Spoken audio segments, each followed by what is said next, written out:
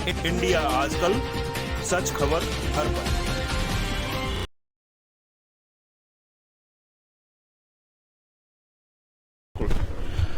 Hello दोस्तों, नमस्कार। मैं हूं आईपीएस यादव, एडिटर इंडिया आजकल, आपके साथ हर पल। और आज मैं हूं मीरा भाईंदर, जिला कार्यालय भारतीय जनता पार्टी, जिसके अध्यक्ष हैं एडवोकेट रवि व्यास जी। तो उनसे हम आपकी बातचीत करवाएंगे, उनके बारे में जानेंगे, क्या उनकी योजनाएं हैं, किस तरह से इस पद पर वो आसीन हुए और उससे पहले क्या क्या उन्होंने किया। तो चलिए, मैं उनके बारे में ज़्यादा टाइम न वेस्ट करते हुए डायरेक्ट बातचीत शुरू करते हैं। रवि जी, स्वागत है। धन्यवाद सर, ये आपको जो पद मिला भारतीय जनता पार्टी का, वो आपके अब तक के लाइफ में कितना बड़ा माइलस्टोन है? अपने आप में बड़ी सौभाग्य की बात है। भारतीय जनता पार्टी विश्व की सबसे बड़ी पार्टी है और जिस पार्टी का नेतृत्व हमारे देश में आदरणीय नरेंद्र मोदी जी कर रहे हैं, और उस पक्ष के अंदर मीरा भाईंदर शहर के जिला अध्यक्ष बनने का जो मुझे गौरव प्राप्त हुआ है, अपने आप में एक अभिमान की बात है।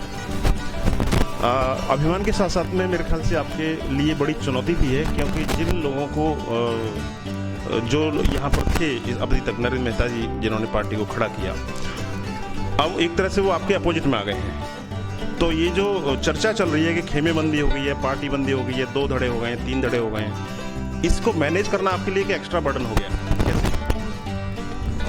आने वाले समय के अंदर सभी लोग एक साथ मिलकर काम करेंगे और कई सारे नगर सेवक, पदाधिकारी, कार्यकर्ता, जनता के मन में भी उत्साह है। सभी लोग भारतीय जनता पार्टी से जुड़ रहे हैं। एक शहर के अंदर एक बहुत बड़ा इंटेलेक्चुअल वर्ग है, युवा है, पढ़े लिखे लोग हैं, बुद्धिजीवी है, प्रोफेशनल्स है। भारी संख्या के अंदर भारतीय जनता पार्टी ज्वाइन कर रहे हैं और आने वाले समय के अंदर आप लोग देखेंगे कि किस तरीके से एक निस्वार्थ भारतीय जनता पार्टी का संगठन इस मीरा भाईंदर शहर में खड़ा होगा। जैसे कि अभी मेहता जी ने एक फंक्शन किया, जिसके बारे में आपने कमेंट किया कि ये फंक्शन को ऊपर से कोई अनुमति नहीं थी और ना ही इजाज़त ली गई थी, किसी को पता ही नहीं था। तो एक तरह से अवैध कार्यक्रम था जो भारतीय जनता पार्टी के नाम पर किया गया। तो मैं ये जानना चाहता हूँ, ये जो फंक्शन हुआ है, इसको काउंटर करने के लिए आपने क्या ये किया, किस तरह से आप अपने कार्यकर्ताओं को के दिमाग में बिठाएंगे कि असली भारतीय जनता पार्टी कौन है, नरेंद्र मेहता की या रवि व्यास की? भारतीय जनता पार्टी वही है जिसका नेतृत्व महाराष्ट्र में देवेंद्र जी करते हैं, जिसके अध्यक्ष चंद्रकांत दादा पाटिल है, और इन नेताओं के मार्गदर्शन में ही मीरा भाईंदर शहर में भारतीय जनता पार्टी की ऑर्गेनाइजेशन काम कर रही है, शहर जिला के माध्यम से। और जो प्रदेश से हमें सूचना आती है, जो कार्यक्रम आते हैं, उसी के अनुस्वरूप हम लोग यहाँ पे काम करते हैं। और पार्टी के सभी कार्यकर्ता और सभी लोग जानते हैं कि पार्टी क्या है। क्या आपको लगता है कि आप अपने लेवल पर इस चीज़ को मैनेज कर लेंगे, या आपको ऊपर से कुछ बूटी की आवश्यकता होगी, कुछ प्रेशर की, कुछ मैनेजमेंट करने की? भारतीय जनता पार्टी को मैनेज करने की कोई ज़रूरत नहीं है। पार्टी की शक्ति अपने आप में इतनी बड़ी है, यहाँ के पदाधिकारी और यहाँ के कार्यकर्ता खुद इतने सक्षम हैं कि आप जैसी बातें कर रहे हैं उसका कोई मतलब नहीं है। मानेंगे कॉर्पोरेटर जो है उनके साथ में ज़्यादा है, आपके साथ में कम है?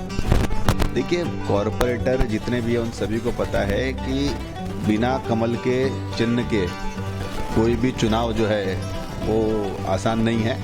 तो सभी कॉरपोरेटर हो चाहे कार्यकर्ता हो, कमल के फूल को हाथ में रखकर ही, अपने दिल में रखकर ही काम करेंगे। तो आपको भरोसा है कि लोग आ जाएंगे आपके साथ में, और आपको भरोसा है कि मेहता जी भी आपको सपोर्ट करेंगे? आने वाले समय में आप देखेंगे। अच्छा, प्रादेशिक स्तर पर उनको सचिव का ऑफर हुआ था, ऐसा मुझे पढ़ने या सुनने को मिला था, जिसको उन्होंने ठुकरा दिया, जिसके पीछे उनकी यहाँ की स्थानीय अभिलाषाएं या आकांक्षाएं हैं जिनको वो नहीं छोड़ सकते हैं। तो ऐसे में आपको कितना लगता है कि वो आपको काम ढंग से करने देंगे? देखिए, वो क्या करते हैं क्या नहीं करते उसके बारे में ज़्यादा विचार करने का अब समय नहीं है। अब चुनाव को समय कम है और संगठन के गठन के अंदर भी काफ़ी देरी ऑलरेडी हो चुकी है। तो अभी मुझे हमारे नेताओं ने कहा है कि आप सिर्फ संगठन का गठन करने पर ध्यान दीजिए, नए लोगों को पार्टी से जोड़िए और बाकी सारी चिंता प्रदेश करेगा। शुरू करते हैं वापस अपने किस तरह से क्या क्या तैयारियां आप कर रहे हैं लोगों के दिल जीतने के लिए, लोगों को भारतीय जनता पार्टी से जोड़ने के लिए, वो हम जानना चाहेंगे। क्योंकि इलेक्शन भी बहुत दूर नहीं है, शायद 1 साल होगा नहीं। देखिए, पार्टी की ताकत अपने आप में यहाँ बहुत ज़्यादा है।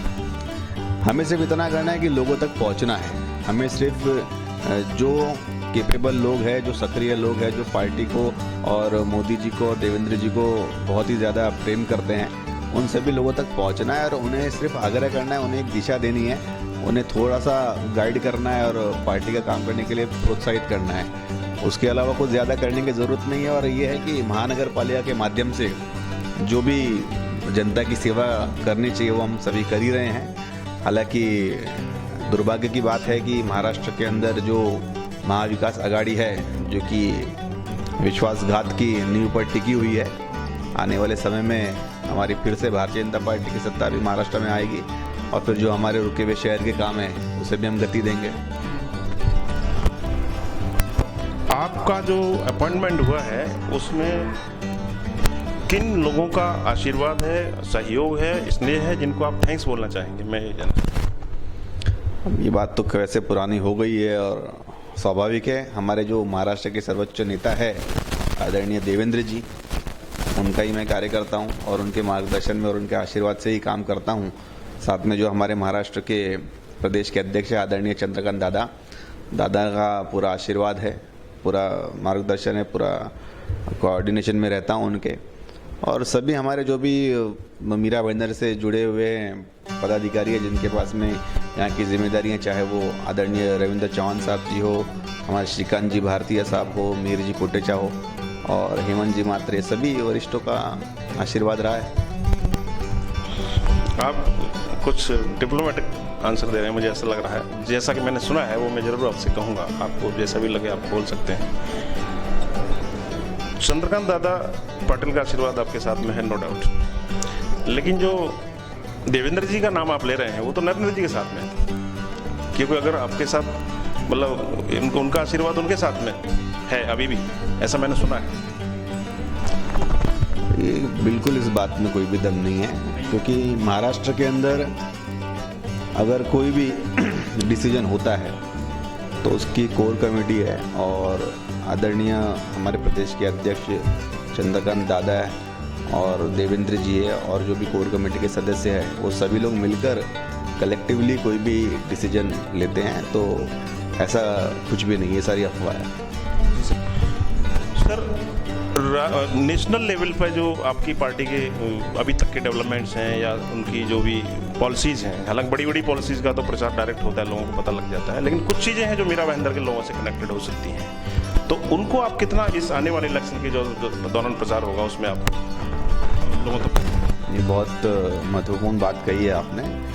खास करके मोदी सरकार की बहुत सारी योजनाएं हैं, उन योजनाओं का हम समय समय पर प्रचार करते हैं, प्रसार करते हैं और लाभार्थी कई सारे हज़ारों की, लाखों की तादाद में लाभार्थी है जिन लोगों को केंद्र सरकार की योजनाओं से फ़ायदा हुआ है और आने वाले समय में भी हम सभी केंद्र की जो योजनाएं हैं उसे घर घर तक पहुंचाएंगे।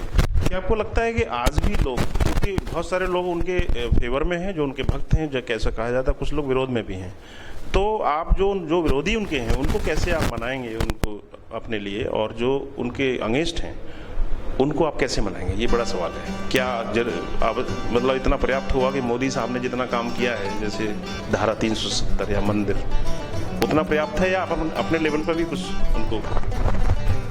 मोदी जी तो हर रोज़ नया चमत्कार कर रहे हैं।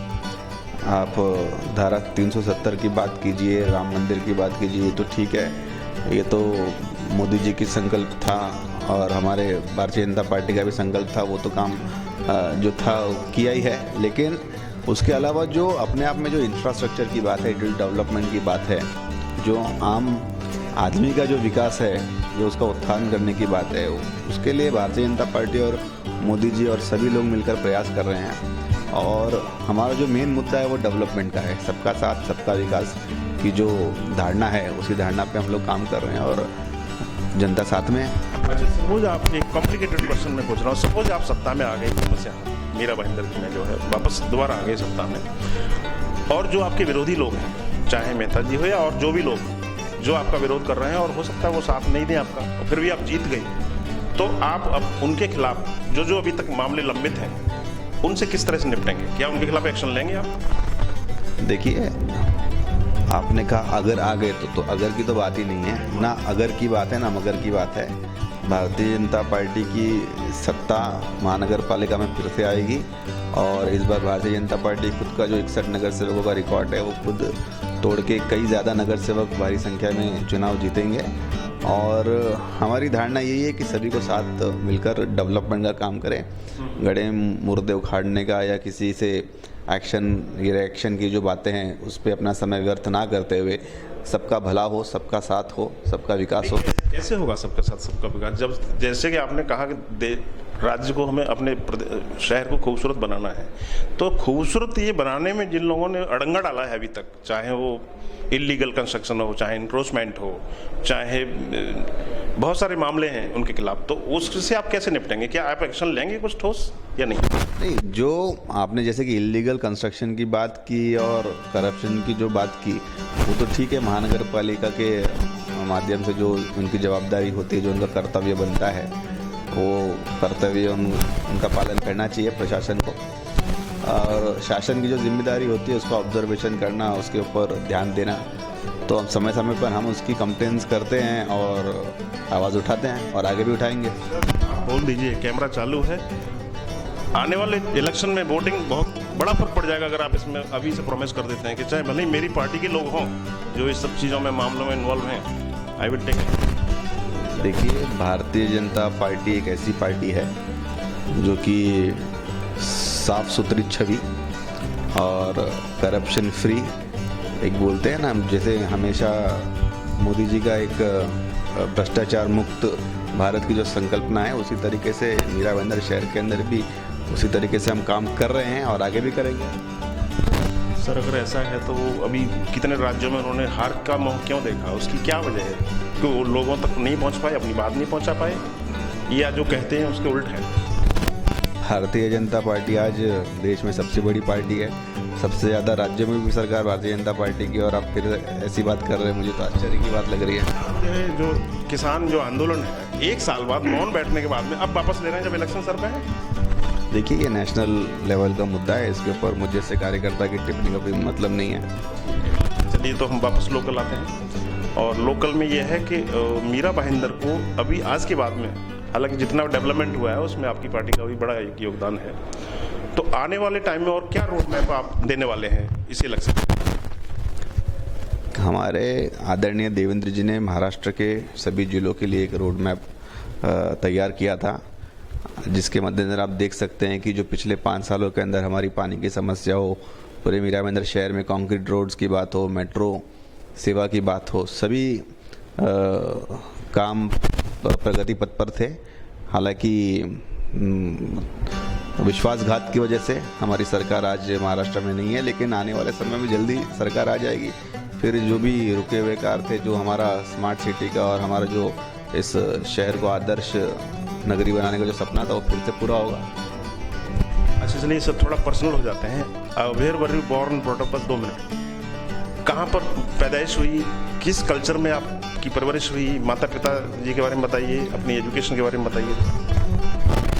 मैं जन्म से ही इस भाईंदर की भूमि पे हूँ, मेरा जन्म भी यहीं हुआ है, मेरी पढ़ाई लिखाई भी यहीं हुई है, और इस मुंबई शहर के अंदर ही मैंने ग्रेजुएशन किया, मैंने लॉ किया, और मेरे माता पिता सब हम लोग इसी शहर के अंदर ही बसते हैं। और 22 साल का ही था जब पहला चुनाव मेरी माता जी ने जीत लिया था, तब से राजनीति में सक्रिय हूँ। प्रैक्टिस एज एडवोकेट कर रहे हैं? अब प्रैक्टिस का तो समय नहीं मिल पाता है, लेकिन हाँ, कंसल्टेंसी कर लेता हूँ। अच्छा, अभी तक का जो आपका राजनीतिक सफर रहा है, थोड़ा उसके बारे में, अभी तक के क्या क्या माइलस्टोन, क्या क्या यादगार आपके पड़ा हो, जो ये बीजेपी में आने से पहले आप एनसीपी में थे? नगर सेवक रहा हूँ, 3री बार नगर सेवक हूँ, और भारतीय जनता पार्टी ने इस शहर के अंदर स्थायी समिति का सभापति पद का भी आशीर्वाद दिया। महामंत्री के पद पे था पिछले 7 साल जिला के अंदर, और अब भारतीय जनता पार्टी के जिला अध्यक्ष की भी जिम्मेदारी रही है। तो अपने आप के अंदर अपने आप को खुश नसीब समझता हूँ कि पार्टी ने इतना आशीर्वाद दिया। बहुत बहुत धन्यवाद सर, आपने इतना समय निकाला। Thank you. तो दोस्तों, ये थे मीरा भाईंदर शहर से बहुत ही डायनामिक जुझारू युवा नेता रवि व्यास जी। मुझे उम्मीद है आने वाले इलेक्शन में आप इनका साथ देंगे, जोर शोर से देंगे। अगर ये इंटरव्यू आपको अच्छा लगा है तो इस वीडियो को भी आप लाइक कर दें, दोस्तों में शेयर कर दें। चैनल अभी तक सब्सक्राइब नहीं किया हो तो सब्सक्राइब कर लें। मिलेंगे आगे ऐसे ही किसी और वीडियो में।